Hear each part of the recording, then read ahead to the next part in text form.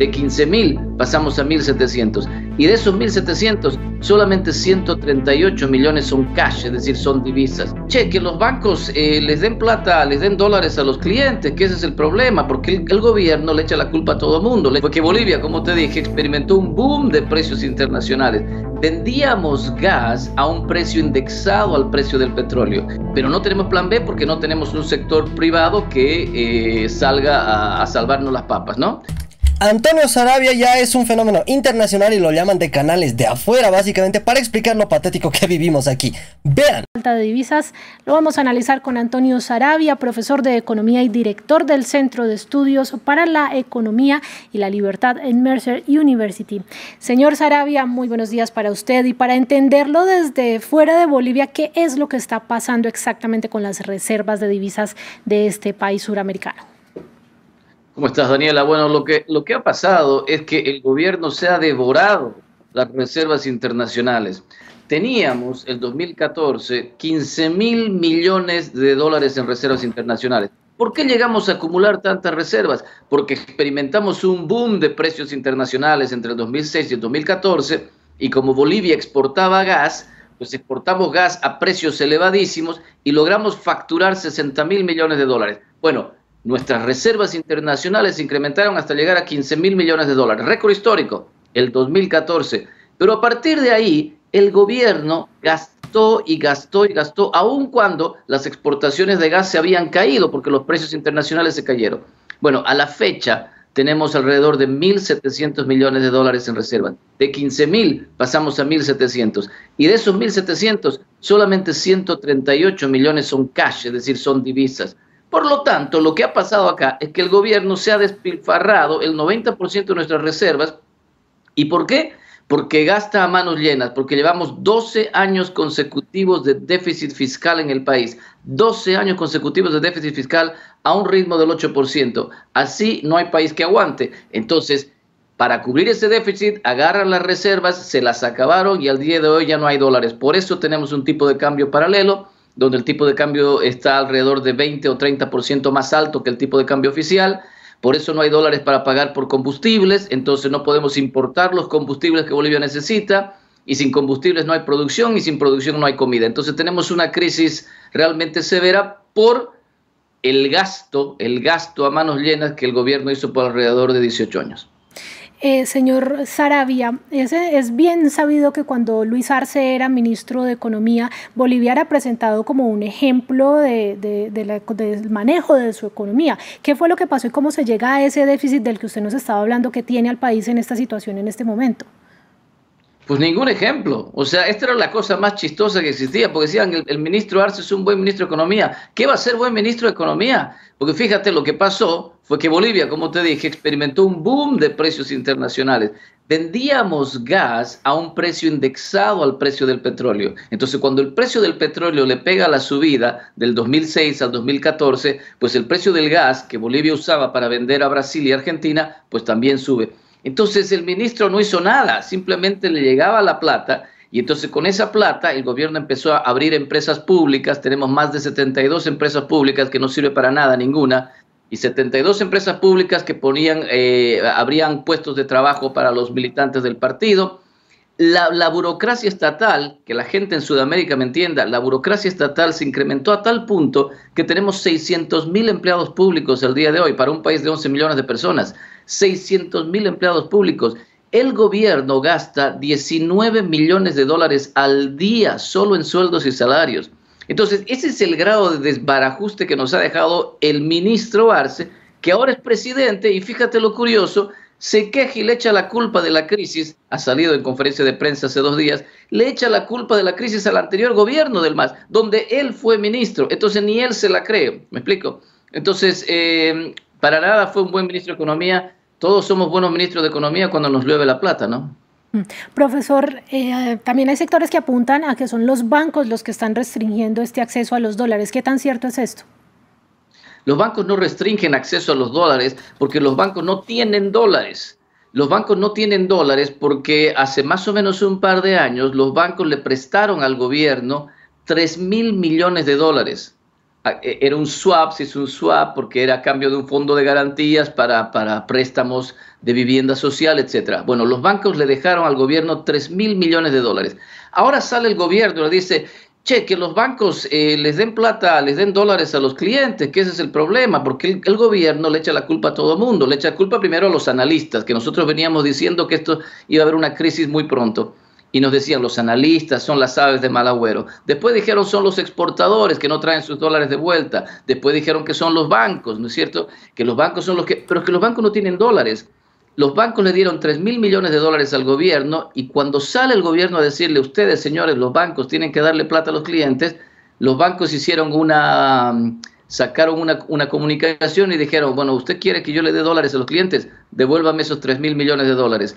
Daniela, yo hace unos minutos te decía que las reservas internacionales en Bolivia están en 1.700 millones, de los cuales solo 138 millones son cash. ¿Cómo va a ser el gobierno para devolver 3.000 millones de dólares? Entonces, esto es un descalabro, pero por donde se lo quiere ver, ¿no es cierto? No tenemos dólares, el gobierno no va a tener para devolverle eso a los bancos.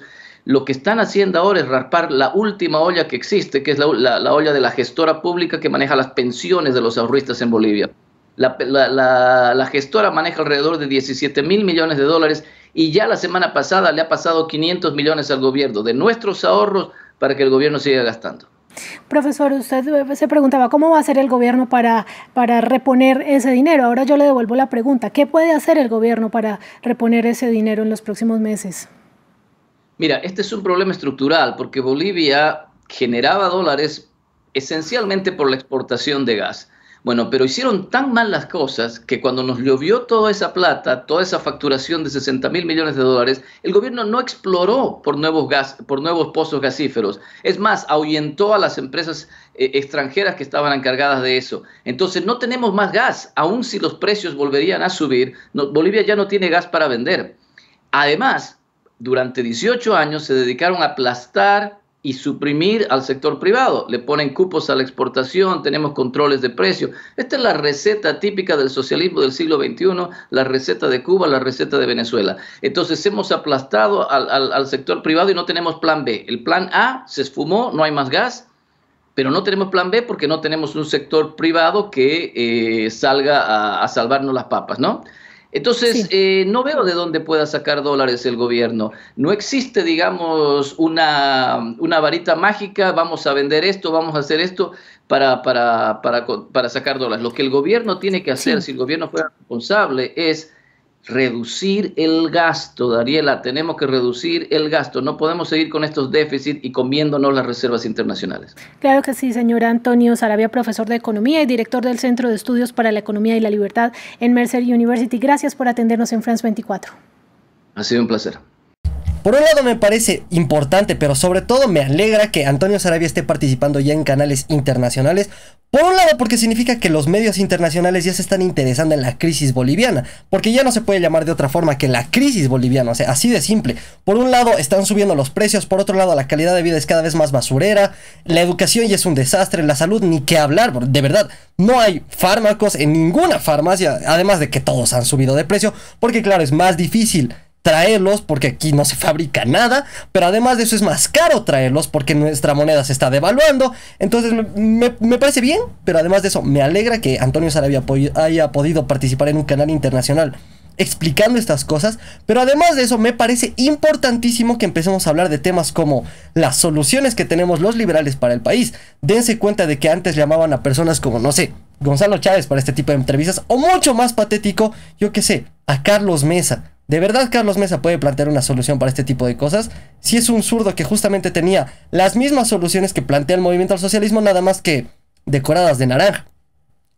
Entonces, o no sé, a otras agrupaciones sociales que de verdad no tienen soluciones reales, no tienen ningún tipo de soluciones en realidad para este tipo de problemas, ¿no? Entonces, por un lado, felicitar a Antonio Saravia por su participación en el canal, pero por otro lado, me alegra mucho que estemos empezando a comunicar mejor nuestras ideas. Recuerden que, a final de cuentas, los liberales somos defensores del individuo, porque es la minoría más pequeña que existe. Defendemos el trabajo también, porque justamente es la única forma de generar riqueza, que son dos cosas en las que no compartimos con los socialistas, es decir, la generación de riqueza, por un lado, y que están en contra de las minorías, en el caso de los socialistas, porque son colectivistas, ¿no? Así que nada, me alegra mucho saber que personas como Antonio Saravia están participando en programas internacionales. Dense cuenta que además Javier Milei justamente empezó de la misma forma, le llamaban fenómeno barrial. Hoy en día el fenómeno barrial se junta con gente de Estados Unidos para explicarles cómo manejar su país. Así que por lo visto los imperialistas, los que confiaban en el imperio, eran, no sé, personas como Evo Morales y no Javier Milei. No sé, digo, ahora estamos endeudados con Estados Unidos, estamos endeudados con China, estamos endeudados con Rusia y evidentemente seguimos aquí hueveando contra los imperios mientras los imperios nos están partiendo a la madre. Realmente de verdad es una vergüenza que tengamos a expresidentes o presidentes socialistas. Es una vergüenza que hayamos seguido como latinoamericanos este pensamiento. Y es una vergüenza que hoy en día todavía exista gente que aproveche este sistema, pero además de eso lo defiende. Hoy en día, si no o sea, desde mi perspectiva lo digo así bien honestamente, si no defiendes el liberalismo o al menos no te interesas en entenderlo, eres parte del problema, no parte de la solución. Así que nada, nuevamente, y es la como cuarta vez que digo, felicidades a Antonio Saravia, porque esto nos abre cancha además a muchos otros liberales, no necesariamente yo, digo, a personas como Jaime Dunn, y obviamente yo puedo recopilar más videos para seguir mostrándole a la gente cómo estamos creciendo poco a poco. De verdad que los liberales al principio, bueno, ni siquiera al principio, hace 3 años atrás no éramos nadie, ni siquiera podíamos juntarnos en una plaza sin que nos molesten, porque no entendían nada. Hoy en día podemos ser muy honrosamente liberales, llamarnos honrosamente de derecha, y es gracias a que muchas personas están dentro de la batalla cultural. Así que nada, la batalla cultural tiene que ser continua y tenemos que seguir explicando esto desde la no violencia, obviamente, desde las versiones más pacíficas, desde el debate y desde la discusión de ideas, porque eso es otra cosa. Nosotros no creemos en la violencia como estos tipos, porque además tienen 100 millones de muertos por detrás, sino que nosotros creemos en la libertad de expresión, creemos en la libertad de credo, creemos en las libertades individuales en general, creemos en el libre comercio, creemos en la vida, creemos en la propiedad privada y todas las instituciones que garantizan todos estos.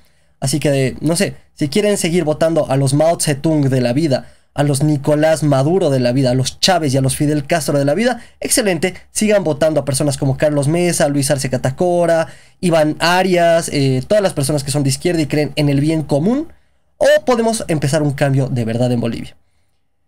Nada. Suscríbanse al canal, cada día más orgulloso de ser liberal y más orgulloso de estar generando el cambio y de ser parte del cambio. No nos quedemos en las macetas, seamos liberales de verdad, generemos cambios en nuestras comunidades, en nuestras familias. Y no digo que se abran un canal, no digo que empiecen a ser activistas, de verdad que hablando con sus padres, hablando con sus abuelos y con sus amigos sobre estos temas, generamos un montón de cambio, un montón de cambio. Yo he empezado así, gente hablándome de liberalismo y aquí estoy yo. Así que nada, espero que esto le llegue a una sola persona y yo ya estoy muy feliz. Suscríbanse al canal, me ayuda muchísimo cuando se suscriben, denle like para saber si les gusta o no. Estas son todas mis redes, de verdad me emociona mucho cuando me escriben. Muchas gracias por seguirme y por ser parte de esta comunidad. Y nada, si no me agarran, nos vemos la próxima. Chao, chao. De que tú nos avasalles, libertad es lo que el pueblo pide, mientras que el egoísmo y la avaricia te persiguen.